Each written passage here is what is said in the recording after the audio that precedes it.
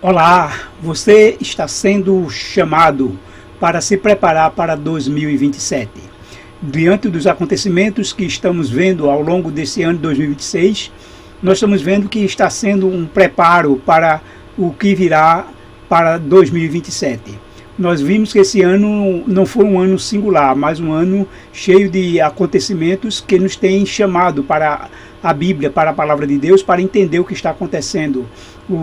Desde guerra, fome, violência, crise na Venezuela, nós estamos vendo nesses últimos acontecimentos, agora desse final de semana, onde houve um Shabá nacional convocado por Trump, né, para que celebrar um sábado em homenagem aos judeus, e em seguida, né, seguida do dia 17 de rededicação da nação de volta a Deus. Então estamos vendo que é algo maravilhoso que nos chama a atenção para entender que a profecia está se cumprindo. E a profecia se cumprindo, né, ou seja, é até mesmo um preparativo para o cumprimento total da profecia, mas é algo que está prenunciando e nos chama a atenção para a gente entender que estamos no caminho certo, ou seja, estamos entendendo que estamos chegando ao fim, perto do fim, e logo logo todas as profecias se cumprirão. Mas vamos ver à luz da cronologia, que é o nosso campo aqui de ação, né, de estudo da cronologia bíblica, e entender esses acontecimentos à luz das datas. Vimos que Israel ele chega no Monte Sinai no dia 1º do terceiro mês, conforme diz a Bíblia em Êxodo 19, versículo 1. No terceiro mês da saída dos filhos de Israel da terra do Egito, no primeiro dia desse mês, vieram ao deserto do Sinai. Então o povo de Israel chegou no Sinai no dia 1º do terceiro mês. E de acordo com o calendário judaico, vamos ver aqui diretamente o calendário judaico, né, o terceiro mês chamado Sivan, a 1º de Sivan, que data 17 de maio de 2026. Então, pelo calendário judaico atual, então dia 17 de maio, agora, né, passado, ontem, foi exatamente celebrado esse dia quando Israel chegou no Monte Sinai. E também nesse dia nós vimos, né, em postagens anteriores, que também foi o dia que Noé saiu da arca, que pelo calendário atual, nosso atual, correspondeu ao 27º dia do segundo mês, o dia 17 de maio de 2026. Então, duas datas que não parecem coincidência. É como se tivesse, não sei, podemos dizer assim, forças ocultas, fazendo com que alguns acontecimentos ocorram em determinadas datas. E em seguida, né, após a saída, ou seja, aliás, né, após o povo chegar no Monte Sinai, praticamente 7 dias depois, no 7º dia do terceiro mês, que é o dia 24 de maio, então, ou seja, no próximo domingo, é a data em que Moisés recebe a lei dos 10 mandamentos diretamente da mão de Deus. Essa data, a própria tradição judaica, eles entendem, e os cálculos também indicam isso, que é a mesma data que eles passaram a celebrar o Pentecostes. Né? Pentecostes é no Novo Testamento. No Velho Testamento chama-se a Festa das Semanas, né? A Festa das Semanas, aonde se celebra a descida do Espírito Santo no Novo Testamento, ou seja, 50 dias depois da Festa das Primícias. De acordo com a Bíblia, não é 50 dias depois da Páscoa, e sim depois da Festa das Primícias, conforme o texto bíblico, né? Quando estabeleceu a Festa das Primícias em Levítico 23:12. No dia imediato ao sábado, o sacerdote o moverá, ou seja, o molho. Né? No dia em que moveres o molho, oferecereis um cordeiro sem defeito de 1 ano e colocaste ao Senhor. Então a festa da primícia, ela sempre ocorria no dia imediato ao sábado, ou seja, dentro da semana da Páscoa, né? Que é a Páscoa, dia 14, seguia-se de 7 dias de pães asmos, mas hoje é tudo Páscoa. E o sábado que ocorrer nesse período aí de 8 dias, né, do 14 a 21, dá 8 dias, o sábado que ocorrer é o sábado que serve de contagem para o próximo domingo, o dia das primícias. E aí, quando estabelece a festa das semanas, no versículo 15 de Levítico 23, diz que contareis para vós outros desde o dia imediato ao sábado, que é o domingo, desde o dia em que trouxerdes o molho da oferta movida, 7 semanas inteiras serão. essa expressão exatamente 7 semanas inteiras, que define exatamente uma semana de domingo a sábado, né? Então, não é apenas 49 dias depois da Páscoa, ou 50 dias depois das primícias.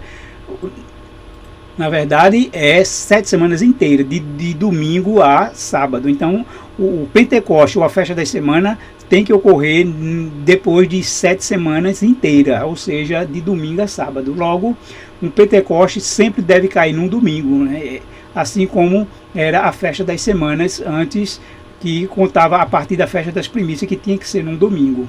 Então, diante desse quadro do dia 17 ter sido essas duas datas, nós vimos que ocorreu uma celebração lá nos Estados Unidos, né? Festival de oração apoiado por Trump no National Mall atrai milhares de pessoas, e lá elas diziam, né, recebemos Jesus. E os críticos em relação a esse movimento, os críticos do evento, desse Head the Dice, né, 250 de domingo, disseram que ele retratou os Estados Unidos de forma imprecisa como uma nação cristã e buscou apagar a linha entre a igreja e o Estado. Os críticos estão sempre enfatizando esse aspecto, né, separação da igreja com o Estado. Mas é exatamente o que o governo atual, né, Donald Trump, está querendo, é justamente fazer com que os Estados Unidos volte a ser uma nação cristã, como foi desde a sua fundação, né, conforme o motivo dessa celebração. Mas eu quero que vocês destaquem aqui essa crítica que a mídia, né, os noticiários estão fazendo em relação a esse movimento cristão que os Estados Unidos está fazendo, sempre enfocando essa questão da separação entre a igreja e o Estado.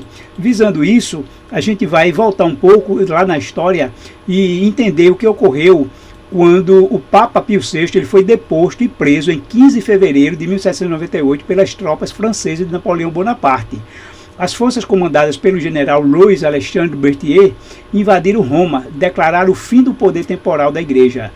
Antes, quando as tropas chegaram em Roma, foi dia 11 de fevereiro, né, quando elas chegaram em Roma. Aqui é quando eles já prenderam o Papa, depuseram o Papa e o prenderam, e aí deram a ele um ultimato para ele renunciar aos seus poderes temporais, ou seja, ele ficar só como Papa da Igreja Católica, não ter poder temporal nenhum sobre nenhuma nação, nenhum país, e ele recusou-se isso. Então, no dia 20, ele foi então exilado, né, foi levado para o exílio. Diante disso, por ele se recusar a renunciar aos poderes temporais, ou seja, houve aí a separação da igreja e do Estado. O poder da igreja mandar só na questão religiosa, e o Estado, quem manda, são os governantes políticos. Então, por isso que se enfatiza, né, desde a Revolução Francesa, essa separação da igreja com o Estado. Mas o que está acontecendo atualmente nos Estados Unidos é justamente o contrário, né? É o reverso dessa situação. Se antes havia essa união igreja-estado, desde a Revolução Francesa, e houve essa separação. E mais um noticiário diz que Trump alimenta o nacionalismo cristão com a celebração de um enorme festival religioso em Washington. Milhares de pessoas, incluindo altos funcionários como Vance, Rubio, Hessett, se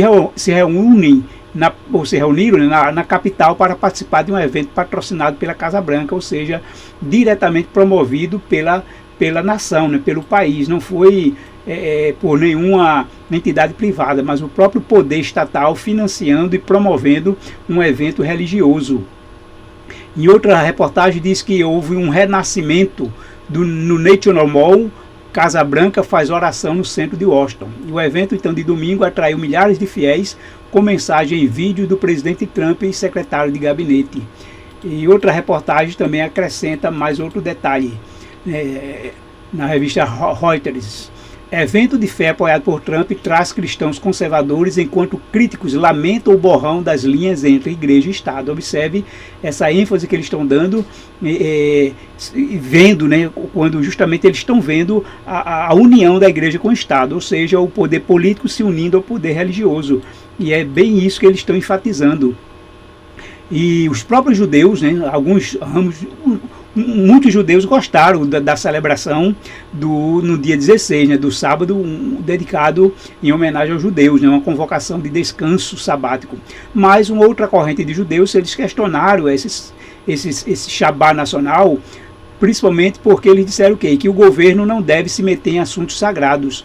A principal preocupação é que o Estado usa o Shabá como uma parte de uma agenda política e patriótica mais ampla. Para esses líderes judeus, o problema não é descansar, orar ou agradecer a Deus. O problema é que um presidente promova oficialmente uma observância religiosa e a conecte a uma celebração nacional. Um dos sinais mais fortes é que isso pode apagar a linha entre religião e Estado. Mais uma vez, reforço aqui essa preocupação, né, de justamente religião e Estado, a união ou a unificação, né, ou seja, o poder sendo restaurado da união da igreja com o Estado. E é isso que alguns temem, né, mas nós, né, que entendemos a profecia, sabemos que isso vai acontecer. Isso é profético, isso é profecia. Nós estamos vendo, né, o Apocalipse 13 começando a se cumprir em nossos dias. Eu diria que não é o cumprimento ainda total, mas justamente é uma preparação, porque nada começa assim repentinamente, né, abruptamente.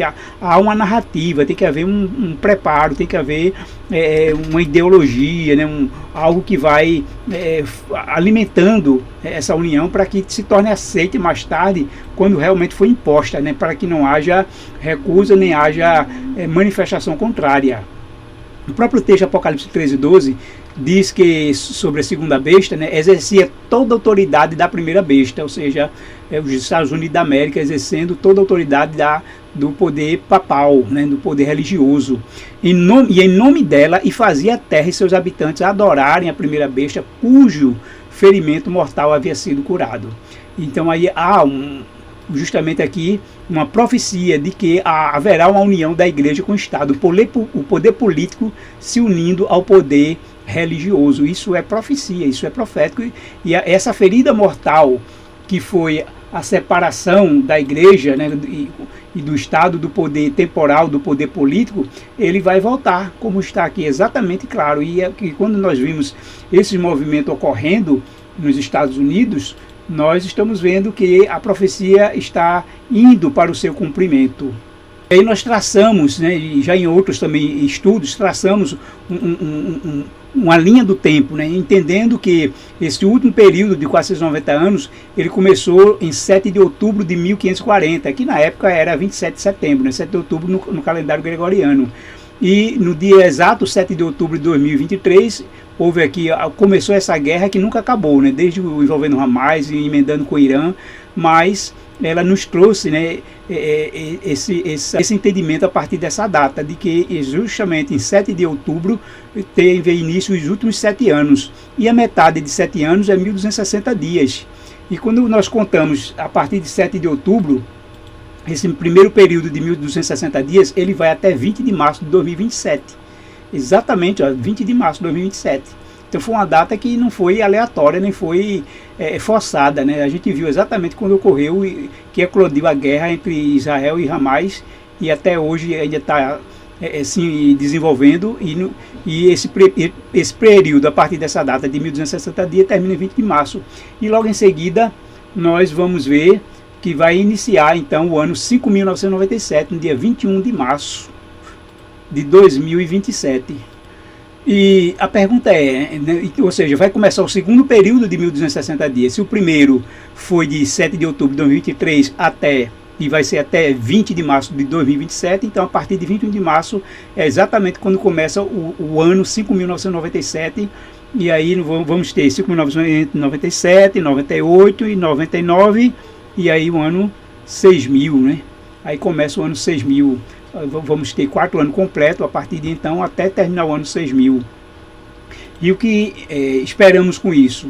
É possível que essas questões de guerra, do que estamos vendo, pode ser que seja um período, digamos assim, mais tranquilo, de paz, de prosperidade, de desenvolvimento, porque é o que a Bíblia diz, né? Olha o que a Bíblia diz em relação a essa profecia, em Apocalipse 13, falando da besta que emerge da terra. Vamos ver aqui. Diz, vi aí outra besta emergir da terra, que nós sabemos que é a primeira besta, que são os Estados Unidos da América, que ela vai exercer um poder religioso também, porque ela é um poder político, mas diz que ela vai exercer um poder religioso.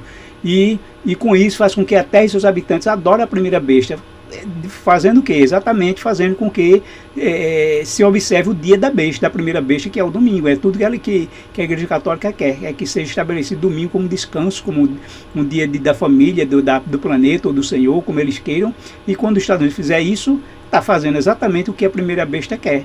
então haverá essa união, mesmo que exatamente os Estados Unidos não vai se tornar católico, nem pode ser que necessariamente que esteja, vamos dizer assim, em plena união com o Papa, mas o fato de ela estabelecer um dia que é católico, que é o dia que caracteriza o poder e a autoridade da Igreja Católica, então está homenageando, né, está fazendo exatamente assim como ele fez no sábado, agora 16 de maio de 2026, homenageando os judeus, fazendo uma proclamação de um Shabá nacional. Então ele vai homenagear a Igreja Católica, prestar homenagem e honra, né, e exercendo sua autoridade, quando estabeleceu o domingo como um dia de descanso ou de guarda. E para isso, né, quando isso ocorrer, observe que diz a profecia, né, que opera essa besta, os Estados Unidos, né, opera grandes sinais, de maneira que até fogo do céu faz descer a terra diante dos homens, e seduz os que habitam sobre a terra por causa dos sinais que lhe foi dado a executar diante da besta, dizendo aos que habitam sobre a terra que façam a imagem à besta, aquela que, ferida a espada, sobreviveu. Ou seja, esses textos, ele demonstra aqui algo sobrenatural, algo belíssimo, alguma coisa boa de desenvolvimento, de paz, de prosperidade, de grande boom econômico. E por isso que pode ser que a partir de 21 de março de 2027, que quando começa o ano 5.997, seja esse período bom, porque vai fazer com que todo mundo adore também a primeira besta, ou seja, vai primeiro dar certo nos Estados Unidos, ou seja, eles vão adotar aí a própria profecia, né, do Espírito de Profecia diz que a primeira nação a adotar o decreto dominical vai ser nos Estados Unidos, depois, pela influência dos Estados Unidos, é que vai se expandir para o mundo. Essa influência pode ser via sanções econômicas, via imitação mesmo, assim, porque viu que lá deu certo e lá deu um boom mesmo, tudo de bom e de melhor ocorrendo, e muitos vão imitar, outros por imposição mesmo, né, da lei de mais forte, e seja qual for o meio que os Estados Unidos exercer, mas vai influenciar o mundo a seguir os seus passos. O texto bíblico, né, é muito claro sobre isso.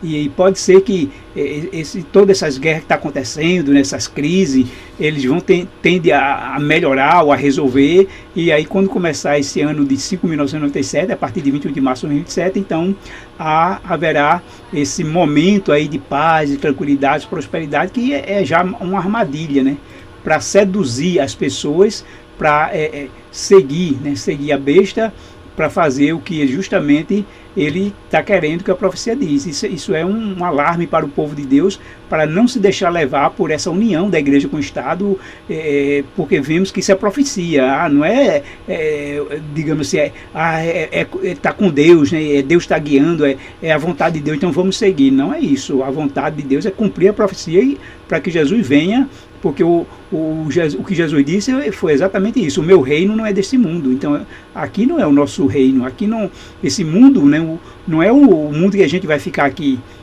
Deus foi para o céu preparar o novo céu e nova terra, e em breve está vindo para nos buscar e nos levar para o céu, como diz a Bíblia, né? E não, ele não vai ficar aqui na terra só depois de 1000 anos no céu, né? O sétimo milênio de descanso, né? 6.000 anos de pecado aqui na terra, de sofrimento, tristeza, dor, angústia, choro, luto, pranto, né? Mas o sétimo milênio é de descanso no céu, onde estaremos com o nosso Deus.